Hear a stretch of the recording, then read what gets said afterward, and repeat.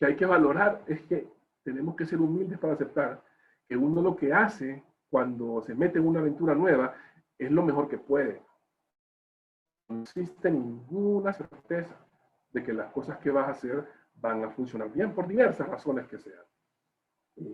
Y entonces eso me lleva al siguiente punto de la conversación. Yo les voy a hacer algunas referencias acerca de puntos importantes que uno, creo yo, que debe valorar, y las voy a enriquecer o endulzar o adornar con algunas anécdotas personales que tienen que ver con el tema al que me voy a referir. La primera valoración que yo sugiero que todos ustedes hagan si tienen el deseo eventual o actual de ser emprendedores es esta que yo llamo saber quién soy. Un proceso de autoconocimiento para saber cuáles son las cosas que yo conozco y cuáles son las cosas en que yo me siento cómodo y confiado en alguna medida para involucrarme. Aquí hay un ejemplo que se refiere, dice ahí casas de bajo costo, porque esa es una de las experiencias, digamos, más complicadas que yo he pasado personalmente, por meterme a hacer cosas que me parecen emocionantes y me parecen creativas y me parecen innovadoras, pero que se salen de mi área de experiencia personal. Este es un, digámosle, es un failed attempt, es un proyecto fallido que se origina con otro de mis mejores amigos, que es un tipo que yo quiero mucho y admiro porque es un emprendedor igual de adolescente que yo. Pues ahora ya no estamos tan adolescentes, pero como llevamos años haciendo esto, realmente éramos jóvenes cuando lo hacíamos, pues. Y yo le admiraba también que él siempre estaba dispuesto a hacer cosas propias y le fue muy bien en general. Pero no quiere decir que el camino no haya estado lleno de algunos escollos como este que compartimos los dos. Mi amigo me empezó a abordar hace años con una idea que él tenía que le parecía genial. Yo lo escuché por curiosidad porque a mí me encanta escuchar. Me encanta, no me meto en todo lo que escucho, pero me encanta escuchar todo lo que me quieren decir. Y él tenía un pitch que yo creo que lo ensayó delante del espejo como 2 semanas antes de decírmelo, porque fue infalible. Desde que me lo dijo, yo quedé prendado de la idea. Básicamente, este es un proyecto mediante el cual uno construye casas de bajo costo para personas que tienen el terreno, haciendo uso de los materiales del propio terreno para hacer la construcción. Y entonces existen unas máquinas que, dependiendo del tipo de suelo, te permiten fabricar como los ladrillos con que construís, como lo que tiene Dixon detrás de él. Y del mismo modo te dicen cómo hacer el engrudo con que pegas los ladrillos. Pues entonces es una maravilla porque la gente compra el terreno y vos en teoría te instalás ahí y con el terreno mismo le construís la casa y se ahorra todo el tema de los ladrillos, el cemento, que es lo más caro pues, usualmente cuando construís una casa. La idea era genial. Yo no soy ingeniero, soy abogado, pues. Pero me enamoré tanto de la idea que los dos nos metimos de cabeza, literalmente. Compramos la máquina, la compramos en Sudamérica, la recuerdo. Costó una fortuna. Tal vez no sea una fortuna para alguien que tiene inmensas posibilidades económicas, pero para mí, especialmente en aquella época, era una verdadera fortuna. Y cuando la compramos, necesitábamos un lugar a donde hacer los experimentos para empezar a aprender el know-how de cómo se hacían los ladrillos y el engrudo. Y entonces para esa vaina se ocupaba un terreno voluntario a donde hacer los experimentos. Y entonces este amigo mío ya sabía que yo tenía un terreno en un lugar conveniente que podíamos usar para hacer el experimento. Yo estaba tan enamorado de la idea, tan enamorado, que voluntariamente ofrecí esa propiedad para que hiciéramos el experimento. Pues te voy a hacer el cuento corto. Este fue un fracaso monumental en el que yo no solo perdí la plata que invertimos en la máquina, sino que también el terreno me quedó como la playa de Normandía después de la invasión de los aliados en la Segunda Guerra Mundial, inutilizable, hasta el día de hoy sigue siendo una fuente de dolores de cabeza para mí, porque lo dejamos como un queso lleno de hoyos, inservible, y al final de cuentas nos enteramos pues con la experiencia de que la máquina funcionaba, los ladrillos eran buenos, el engrudo funciona, pero se producen las cosas a una velocidad tan lenta que con esa máquina ocupábamos como 500 años para hacer la casa, pues. Se iban a morir mis tataranietos construyendo esa casa sin haberla acabado, y por ende necesitaríamos 20 máquinas de esas que nos costarían todo nuestro capital, y al final el proyecto se desbarató. Luego mi amigo, en el afán de salvarlo, decidió que él era una persona superdotada en el tema de la ingeniería mecánica, que él no es ingeniero mecánico, y que podíamos replicar las máquinas. Y entonces, como forma de salvar lo que se pudiera, gastamos otra plata para comprar los materiales y replicar esa máquina que se miraba tan sencilla en persona que realmente te daba la impresión que la podías copiar. Falso. Falso. Ninguno de nuestros ensayos nos permitió hacer ladrillos que funcionaran. Entonces perdimos la inversión inicial, perdimos la inversión adicional, yo perdí el terreno, no hicimos ni una casa, es un desastre completo. Hoy día, mi terreno está en un pueblo cercano a Tegucigalpa que se llama Valle de Ángeles. Y entonces cada vez que yo iba todavía a Valle de Ángeles pre-COVID-19, cada vez que pasaba por ese terreno me daba gastritis, porque lo que hay en ese terreno es un montón de hoyos y las máquinas que llevan años bajo la lluvia agarran óxido, porque por supuesto las tratamos de vender para curar nuestras heridas por lo menos y nadie las compró. O sea, esto, por donde lo veas, es un desastre.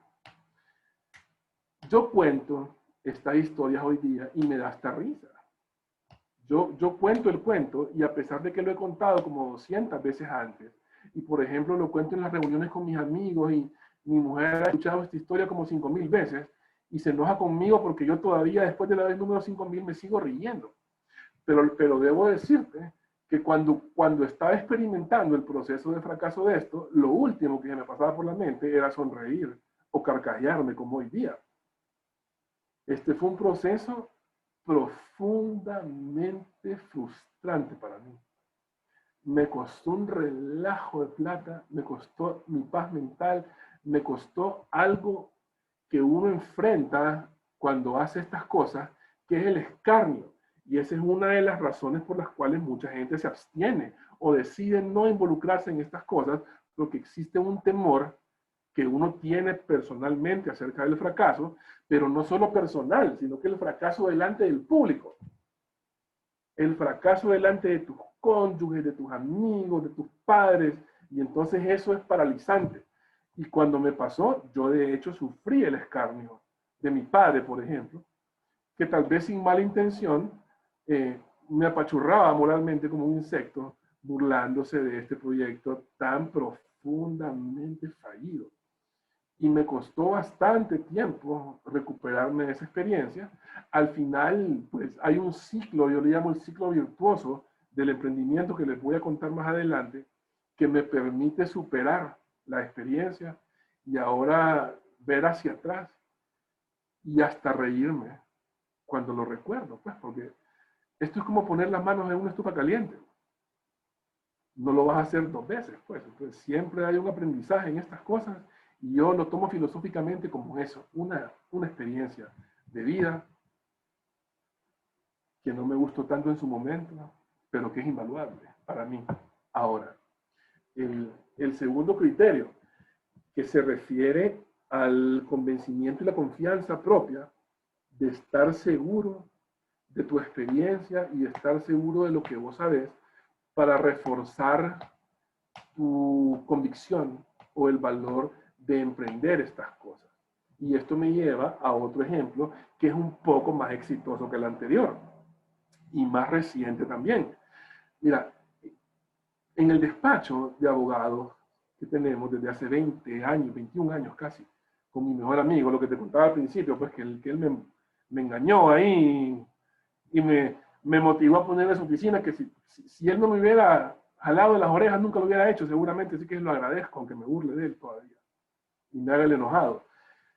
Ya este es un experimento más reciente porque en ese despacho había un cliente nuestro que se dedica a vender equipo industrial de construcción, que ha sido cliente nuestro durante muchos años. Y esta es una empresa mundial que decidió por un tema interno dedicar su negocio nada más en países chiquitos como este, mercados pequeños como el centroamericano o el de Honduras, solo a vender el equipo y quitarse de encima lo que ellos ven como una carga organizacional innecesaria para ellos porque es microscópica en el servicio de garantías y postventa del equipo.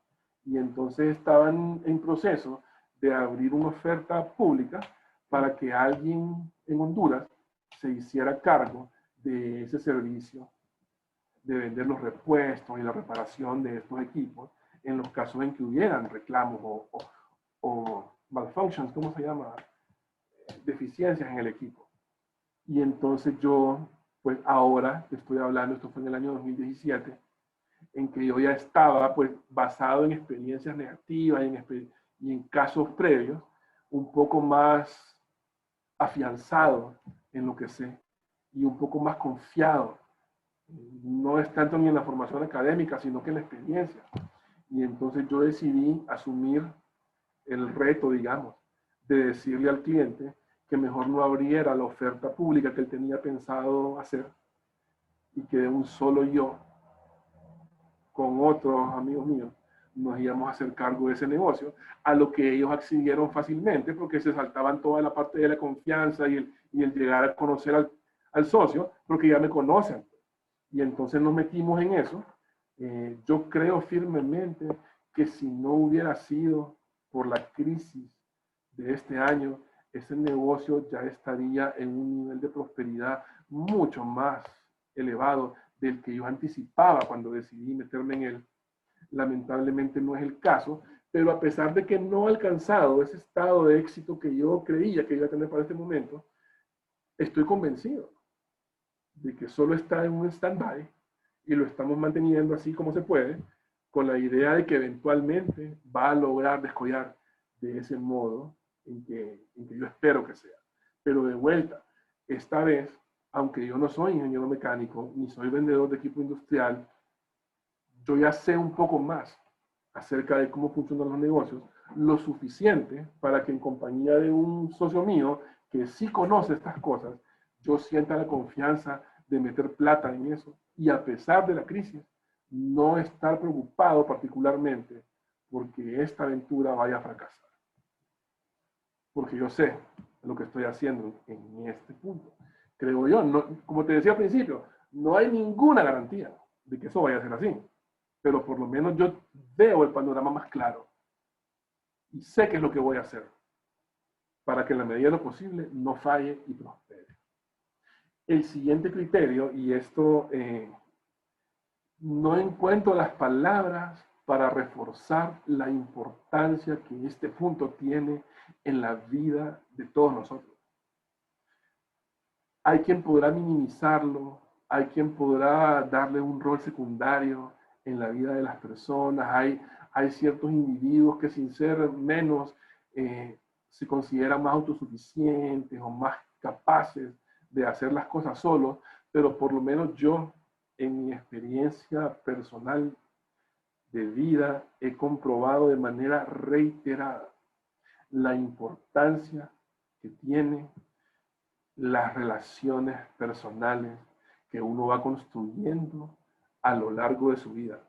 Lo que la gente experta en estos temas llama networking, ese proceso mediante el cual uno gasta años construyendo relaciones y redes de contactos que en algún momento pueden ser significativos para otros.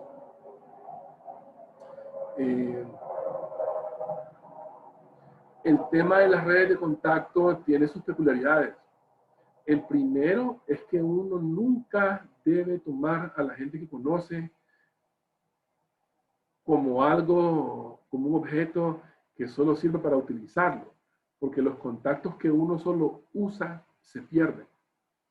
Hay que encontrar un balance mediante el cual uno también agrega valor.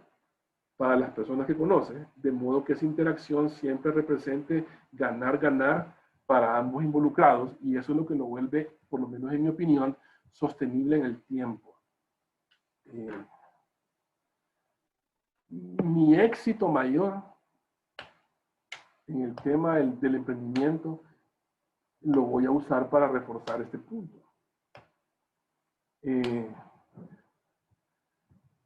Cuando, tal vez a principios de los años 2000, yo me volví sumamente aficionado a las compras por internet. Yo sé que la mayor parte de la gente que nos escucha ya es nativo en este ambiente del internet y de las transacciones y el Facebook y el Instagram y todo esto, pero yo francamente todavía no. Cuando yo estaba joven no existían estas babosadas, pues.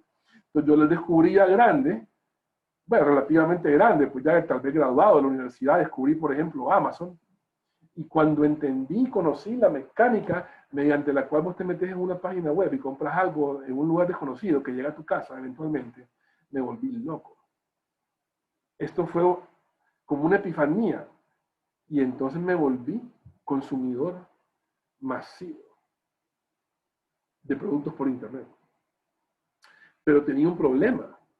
Cada vez que todo era maravilloso, excepto pagar los paquetes. Porque cada vez que iba a recoger mis cosas, me encontraba con unas facturas que francamente me desmotivaban. Es como tomar tragos en exceso, que te levantás al día siguiente y vos decís, no vuelvo a tomar nunca más en mi vida. Porque me era tan costoso que yo me subía al carro contento por las cosas en las manos, pero pensando, puchica, qué estafa me acaban de pegar porque es costosísimo. Esta afición me acompañó durante un tiempo y después tuve la oportunidad, también por mi trabajo como abogado, de volverme, junto con mis colegas, asesores de una compañía de estas que dan el servicio de las compras por internet. Fuimos abogados de ellos durante varios años. En ese proceso yo me hice amigo de los dueños de esta empresa, me hice amigo del gerente, pues personalmente amigo, porque nos mirábamos tanto que realmente hicimos una relación personal de amistad. Yo conocí todas las interioridades del negocio, pues comprendí cómo funciona. Conocí a los proveedores en el extranjero, yo conocí cómo funcionaba todo el esquema. Y sin tener el plan formalmente establecido en mi cabeza, creé relaciones con todos los eslabones que se requieren para armar una cadena para un negocio como este. Hasta que llegó el momento en que yo tomé la decisión, solito, porque esto fue completamente solo, de montar una empresa que brindara este servicio. Yo armé todo este esquema solito en una oficina pequeña dentro del despacho de abogados, como la ducha de un baño, con un escritorio que le quedaría pequeño a mi hija de 7 años. Imaginas vos los memes que me hacían mis amigos, porque yo, digamos que mis proporciones son un poco más grandes que eso, y entonces era fuente de burlas, pero yo armé todo el esquema. Y finalmente un día, nunca se me olvida, me metí en Amazon, compré un par de zapatos y puse una dirección mía. Compré y crucé los dedos. Y como 20 días después, tenía los zapatos en mis manos. Y entonces ese fue otro momento de epifanía personal. Y me metí de lleno en esto. Yo creo que esa es la aventura personal que mejor me ha funcionado hasta este momento. Es de la que menos quejas tengo. Hoy día esta es una empresa que de esa ducha, ahora tenemos oficinas propias en San Pedro Sula, que es una ciudad al norte de Honduras. Tenemos un plantel grande, aparte de eso, en San Pedro Sula, donde manejamos toda la parte, digamos, de carga de esto. Tenemos otro despacho bonito en Tegucigalpa, y tenemos lo más importante de todo, que es lo que yo llamo la joya de la corona, que es una bodega propia, no propia pues, pero una bodega nuestra en Miami, a donde funciona todo este negocio. La razón por la que cuento esto es porque yo estoy convencido hasta el día de hoy de que una buena parte de ese proceso está derivado de la creación de relaciones, de la creación, del cuidado y de la conservación de las relaciones. Porque esa fue la llave, por lo menos para mí, que aparte del trabajo y el esfuerzo, obviamente, que uno hace, abrió la puerta para que yo pudiera armar al principio el esquema de este negocio.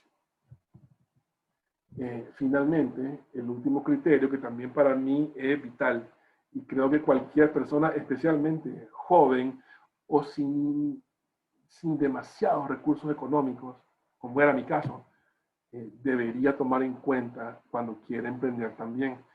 Esto es sumamente importante. Cuando seas emprendedor y te metas en una aventura, yo le llamo aventura nueva, vos tenés que valorar honradamente cuánto es lo que estás dispuesto a perder en ese negocio.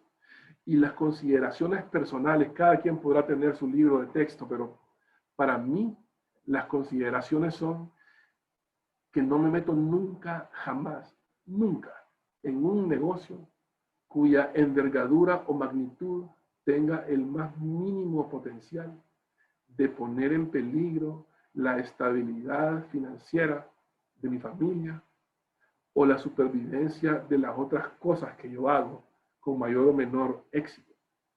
Podrá ser la cosa más interesante, podrá ser el planteamiento más atractivo, porque me ha pasado. Pero si la más mínima posibilidad de esto existe, yo cortésmente declino el involucramiento, porque no, es una decisión personal de no poner en precario nada que finalmente tenga un impacto tan decisivo en mi calidad de vida y la de mi familia. No quiero decir con eso que solo hago negocios que valen $100, porque no es el caso. O sea, no se trata de tener apego o afecto innecesario por las cosas materiales, porque eso a mí no me importa. Pero siempre cuidando que la pérdida de las cosas materiales que puede ocurrir, porque ocurre, no llegue a impactar estas cosas. Y entonces yo te digo, pues, yo tengo 3 hijos, mi hija mayor está en la universidad en Estados Unidos, mi hijo está a punto de entrar a la universidad, tengo una niña pequeña, y yo nada de lo que hago, nada. Yo me duermo en paz todas las noches, porque cuando yo pierdo algo, lo peor, y esto lo he comprobado por años, lo peor que me va a pasar a mí si pierdo algo, es que mi mujer me va a sermonear durante 6 meses. Pero ese es un riesgo calculado que yo estoy dispuesto a correr, porque todavía me sigue reclamando lo de las máquinas de los hoyos en el suelo, por ejemplo. Pero digamos que ese es un riesgo calculado que yo corro, pero no voy a perder más que eso. Con cada una de estas cosas que les he contado, siempre ha existido la posibilidad de hacer crecimientos más acelerados, inversiones mayores, si recurrimos a otras cosas o ponemos más riesgo, pero yo me niego rotundamente siempre. Y a estas alturas yo he conseguido dentro de mi grupo de socios y amigos que la gente respete esa opinión, y entonces ahora mis amigos y mis socios no son tan insistentes en esto, porque suelen comprobar con el transcurso del tiempo que mi visión para hacer las cosas es un poco más estable y le da una pizca de seguridad a un negocio que tal vez, como decíamos al principio, es aleatorio, pues nunca deja de ser riesgoso, pero yo no le añado mi casa, yo no le añado mis propiedades importantes a un terreno, a una aventura de estas, en que yo sé que puedo salir trasquilado, porque eso es perfectamente posible. Entonces, siempre evaluar lo que está dispuesto a perder. O sea, que es plata que tenías en el banco y te duele y te trauma y es difícil, pero que no afecta el lugar a donde viven mis hijos o la universidad donde estudia mi hija. Pues nada de eso. Y luego, pues para terminar, porque veo que el tiempo se nos está agotando, existe esto que yo llamo el ciclo vivencial del emprendimiento, o digamos el círculo virtuoso del emprendimiento, mediante el cual uno comienza todas sus aventuras con el intento, porque eso es lo que uno hace. Después del intento, uno mide los resultados de las cosas que hizo, que pueden ser negativos o positivos.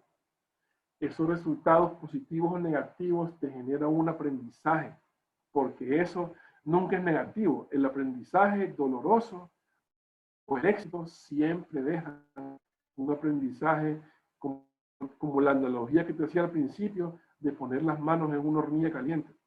Es terriblemente doloroso, pero solo te va a pasar una vez. El aprendizaje te lleva a una reflexión. Esta es la etapa en que uno se lame las heridas, se seca las lágrimas, respira profundo,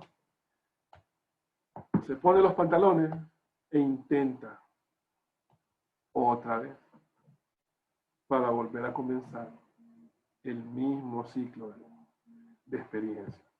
Entonces, pues con eso yo concluyo mi participación. Espero que no haya sido muy errática o divagada, porque lo hicimos rápidamente en la tarde, pero estoy abierto a cualquier pregunta que ustedes tengan y espero que haya sido de interés para ustedes. Hola, Marlon. Muchas gracias, doctor. Muchas gracias, doctor. Buenas noches. Yo tengo una pregunta y que la he querido como que realizar desde la primera sesión. O sea, ¿aló, me escucha? Sí, claro, claro. Sí. Mire. ¿Es para mí la pregunta o para alguien más? Sí, o sea, en general, la verdad. O sea, si me la puede contestar usted o el licenciado Varela, no hay problema. Yo sé que se aleja un poquito del tema, pero es una inquietud que espero no ser solamente yo quien la persona que tenga la inquietud, pero hay personas que creo que hay bastante, ¿cómo les explico? Incertidumbre o ambigüedad de que para ser un emprendedor tengo que prepararme bastante. Como hay mucha gente que desvincula de que, digamos, no necesito estudiar tanto como que solamente la universidad para ser un emprendedor, o necesito profundizarme más en mis estudios para así poder llegar más lejos. ¿Usted cómo me podría orientar hacia ese sentido, por ejemplo? Porque en mi caso, mis papás dicen que si yo quiero dedicarme a tener como que algo propio, una empresa, que salga de la universidad y ya no estudie maestría, sino que me dedique de lleno a trabajar. ¿Cómo usted lo ve?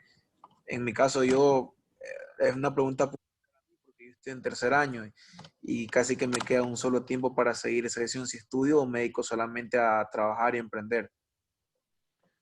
Me gustaría contestar tu pregunta de este modo. El emprendimiento o los negocios tienen dos momentos para mí. El primero, que es en el que la gente usualmente suele poner la atención mayor, que es el emprendimiento puro. Es ese momento en que la gente decide inspirarse y decide poner las cosas y abre las tiendas y abre los restaurantes y hace el ice cream o vende las donas, el momento en que vos tomas acción. El emprendimiento es una actitud, es un ánimo emprendedor, pero tiene una duración efímera, porque solo dura al inicio de la aventura de vuelta. El emprendimiento rápidamente se ve sustituido por otra cosa menos glamorosa, digamos, que yo llamo empresarialidad. La empresarialidad, digamos que se refiere al día a día de la operación de una empresa. Que eso, francamente, Joaquín, no es algo que uno hace por inspiración divina o solo con las ganas. Para manejar un negocio, uno requiere saber cómo se hace. Y entonces yo sí me inclino a pensar que en algunos casos no basta con el deseo ni el trabajo duro para que las cosas funcionen bien, porque uno tiene que tener por lo menos los parámetros generales. No quiero decir que vas a sacar un doctorado, que vas a estudiar 20 años para hacer eso, pero sí es necesario que de algún modo adquieras las competencias necesarias para operar este negocio. Si no es así, lo que ocurre después es que los emprendimientos terminan siendo o de subsistencia o de muy corta duración, porque tienen a veces porque nunca arrancan y otras veces porque arrancan exitosamente y tienen crecimientos desordenados que después se vuelven insostenibles para los dueños. Entonces yo sí creo que es necesario que uno tenga ambas cosas. No te voy a decir que no existen casos en el mundo y que yo mismo conozca gente que sin tener credenciales o sin haber estudiado un poco pueda hacer esto de manera exitosa. Yo siempre le cuento, vi que Rosalito levantó la mano, ya termino.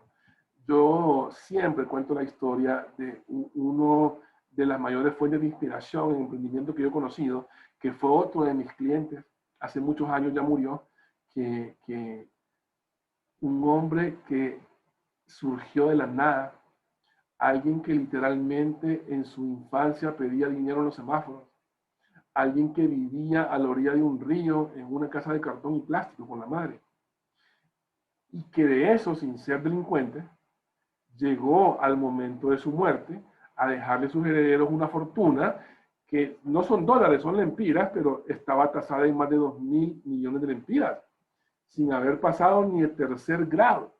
Entonces, eso, claro que es una habilidad innata y es admirable, pero no creo que los casos así sean tan abundantes como para que uno pueda prescindir de la formación y de las competencias necesarias, por lo menos para entender cómo funciona el negocio. O sea, no se trata de vender los pasteles en Instagram, que está bueno para hacerlo para comenzar. No se trata de alquilar un local y llenarlo de ropa para venderlo. Hay que saber por qué. Hay que saber cómo. Y por lo menos en mi opinión, sí, Joaquín, tendrías que buscar la forma de complementar tu formación en estas cosas si no es lo que estás haciendo en este momento, para poder hacerlo con más asertividad. Muchas gracias, doctor Raúl. A la orden. Muchísimas gracias, doctor, por su respuesta. La verdad me llegaron sus palabras. Y ahora sí, todo claro. Gracias. A la orden, bueno.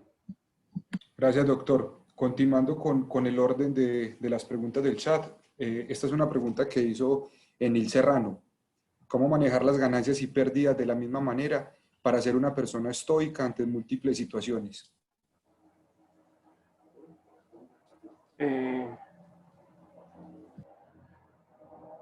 Las ganancias son fáciles de manejar. El problema son las pérdidas. Creo que cuando las cosas funcionan, no hay mucho estoicismo involucrado ahí, sino que más bien el esfuerzo es no dejar que ese éxito fugaz te nuble la mirada. El estoicismo surge cuando no se generan las cosas, y uno debe saber también de manera racional hasta dónde puede llegar la colcha, digamos, y hasta dónde, por eso le ponía la consideración anterior, de que uno debe saber cuánto es lo que está dispuesto a perder en una aventura de estas.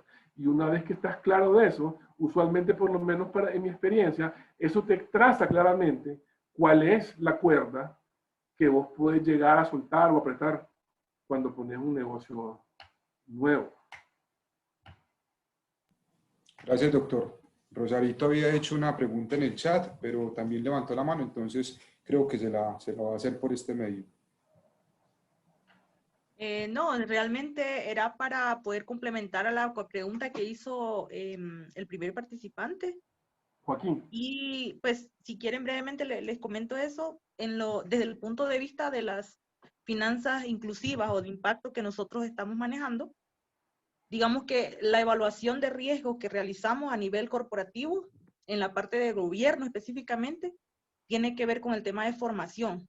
Entonces miramos muy, digamos, de cerca cuál es la formación del CEO o de las personas claves en la entidad, sobre todo del dueño, si es que se trata de un negocio familiar. Entonces, para resumirles esto, realmente aquellos que tienen un nivel, digamos, de educación más bajo, obviamente para nosotros es un nivel de riesgo mayor. Y nos hemos dado cuenta que esto pues está, digamos, sustentado, porque, por ejemplo, si una empresa familiar empieza a tener una pérdida sustancial por temas de mercado, generalmente no entra en quiebra si esta persona tiene buenas relaciones en tema, digamos, de sus contactos, de los bancos, de los compradores, pero también que tenga la habilidad de negociar. Pero ahí también es clave que esta persona tenga una formación sustancial para que tenga credibilidad. Entonces yo estoy ahorita justamente comparando, digamos, estos temas en Nicaragua y en Bolivia. La empresa de Bolivia es mucho mayor, pero su dueño no llegó más que al primer año de universidad. Y lo vemos ahora, cómo está manejando la crisis, y créanme que esa empresa, pues si no tiene un advisor externo, definitivamente no va a sobrevivir. Versus la de Nicaragua, que estuvo peor y que ya este año nos hemos dado cuenta de que el tipo es un águila para los negocios y se está levantando de una pérdida gigante. Entonces ahí veo yo que no simplemente es emprender y decir, ah, bueno, me fue bien por la suerte, sino que uno tiene que prepararse también para eso. A mí me gustaría, solo para enriquecer la discusión, hacerle una pregunta a Rosarito, que es una mujer sumamente experta en estos temas. Por ejemplo, yo tengo la impresión, Rosarito, de que una de las grandes limitantes para el emprendimiento en nuestra región es la falta de inclusión financiera, que la gente no tiene, no cumple con los perfiles de acceso a crédito en los mercados financieros tradicionales, y creo que esa es una de las causas más complicadas, porque aun cuando uno se vuelve sujeto con el transcurso del tiempo, las condiciones con que te ves obligado a negociar con estas instituciones no son ventajosas. ¿Qué nos decís al respecto vos de eso? Sí, es cierto, pero hay un factor también que limita mucho, y es la forma en que se presenta la información. Hay un dicho que dicen, así como te ven, te tratan. Sí. Y eso también funciona en esto. Y muchas veces nosotros llegamos a evaluar empresas que son, mejor dicho, súper chéveres desde el punto de vista así de lejitos, ¿no? Pero una vez uno empieza a profundizar en la parte ya de su negocio, su estrategia, o sea, desde sí, una simple pregunta, ahorita en plena pandemia, por ejemplo, que alguien de Costa Rica me dice, necesito 4 millones de dólares porque vamos a empezar a trabajar más duro en hacer impacto, dar empleo. Me pareció chévere. Cuando le pregunté, ¿qué han hecho para mitigar el efecto COVID en la pandemia? Y me dijo lo que está de moda. Hemos estado lavando las manos, el plan de bioseguridad, o sea, nada nuevo. Y la segunda pregunta, ¿cómo van a asegurarse de que realmente van a tener mano de obra disponible si los nicaragüenses ahora no pueden entrar a Costa Rica? Bueno, por temas de movilización y todo lo que sabemos. Y la respuesta fue, no, no se preocupe, hay mucho pico aquí.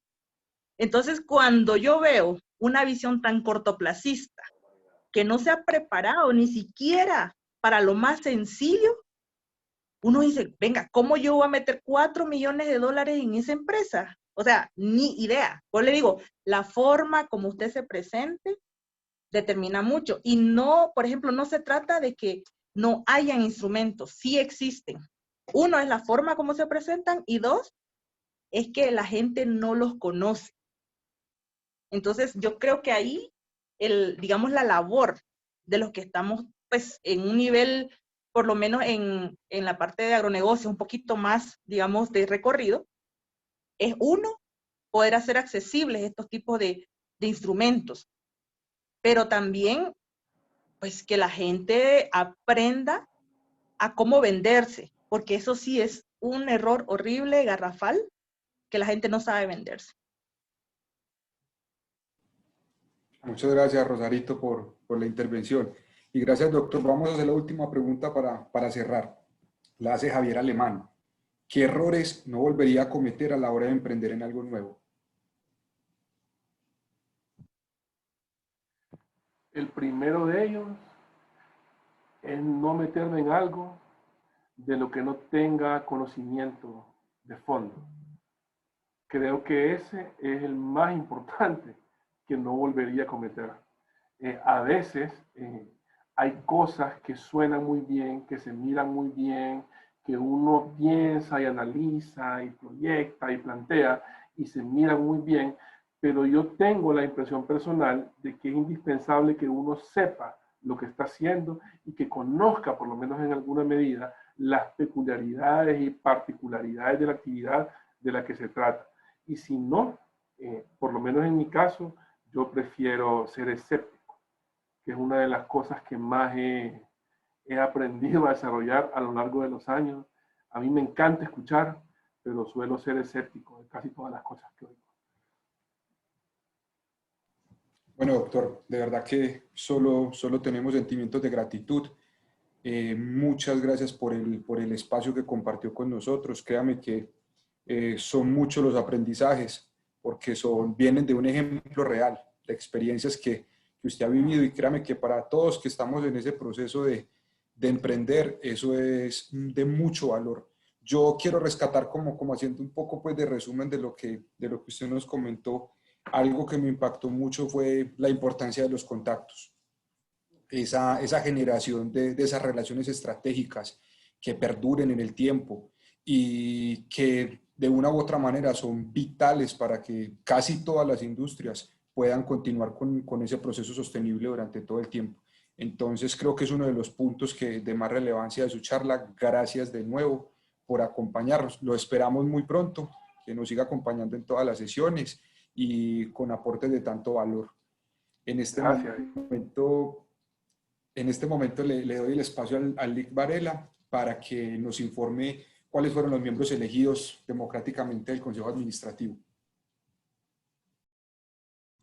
Muchas gracias a nuestro moderador, que ha sabido dirigir exitosamente esta reunión, ¿verdad? Pues rápidamente, sin más preámbulo, voy a pasar a socializarles quiénes fueron los elegidos democráticamente, como bien enfatizó el ingeniero Dixon, para los puestos del Consejo Administrativo. La nueva secretaria del Consejo Administrativo es la estudiante Anabel Cornero. El coadministrador es el estudiante Igor Magani. El vocal 1 es el estudiante Carlos Manzano. Y la vocal 2 es la estudiante María Fernanda López. Así que le damos las felicitaciones a cada uno de ellos, ya que desde este momento van a tener que asumir un papel muy importante, muy vital para el Club de Emprendedores y para el Centro de Innovación y Emprendimiento Zamorano. Es una gran responsabilidad, pero estamos seguros que tienen las competencias, habilidades y el liderazgo para poder llevar a cabo con éxito las funciones que les van a ser asignadas dentro de esos roles. Aprovecho a la vez a informarles que el día lunes tendremos la primera reunión del Consejo Administrativo de manera presencial en el salón oficial del Centro de Innovación y Emprendimiento. Ya saben dónde están ubicados. Les invito a que se contacten conmigo en el chat privado para yo darles algunas instrucciones. Vamos a reunirnos con propósitos concretos que yo les voy a socializar de manera privada. Aprovecho también pues a agradecerles a los agentes externos que están con nosotros aquí siempre apoyándonos, al ingeniero Diego Ceballos, ¿verdad? Que siempre, igual que la reunión anterior, que estuvo en su primera reunión, nos hizo una aportación de calidad y su participación fue muy enriquecedora. A la ingeniera Rosarito Mosqueira, que como siempre también participa de manera enriquecedora y aporta valor a cada uno de nosotros. Al ingeniero Andrés Realpe, que haciendo el sacrificio, mientras va manejando, que va viajando, está con nosotros aquí, está pendiente de la reunión y pudo pues estar acompañándonos, cada uno de ellos. Al ingeniero Dixon Marín, otro de los agentes externos también, graduado de la MATS, aquí de Zamorano, le agradecemos su moderación, su participación de éxito. Igualmente no quiero dejar de agradecerles a cada uno de los miembros que estaban aquí en esta audiencia, presentes, dedicando este tiempo de calidad para poder aprender cosas nuevas sobre el emprendedurismo. Y por último, agradecerle al doctor Raúl Soto, quien nos pudo compartir sus tesoros de experiencia en el emprendimiento. Muchas gracias. Bueno, con esta intervención del licenciado Varela, creo que ya damos por culminada la sesión de hoy. Manejamos muy bien el tiempo. Son las 9 en punto. Bueno, falta un minuto para las 9. Entonces... Perdón, disculpen. Parece que el doctor quiere decir, compartir un dato. Perdón por la interrupción.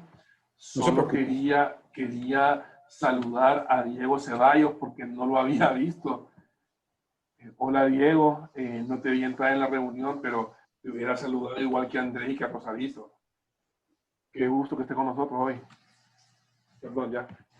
Ok, y solamente aprovechar, disculpe, Dixon, informarles que la siguiente reunión será el día miércoles a las 8 de la noche y esa va a ser el día y la hora fijado pues, para que puedan estar los agentes externos cada miércoles y todos los estudiantes. Esto se ha considerado a razón de que se ha valorado las posibilidades de cada uno y vemos que a la mayoría les resulta más asequible esa hora y ese día. Así que solamente, muchísimas gracias. Muchas gracias a todos de nuevo por la asistencia. Culminamos con éxito esta cuarta reunión del Club de Emprendedores CIES y esperamos encontrarnos la próxima semana, el día miércoles, como ya la mencionó el licenciado Varela. Que tengan muy buena noche. Hasta luego. Buenas noches. Buenas noches. Buenas noches a todos.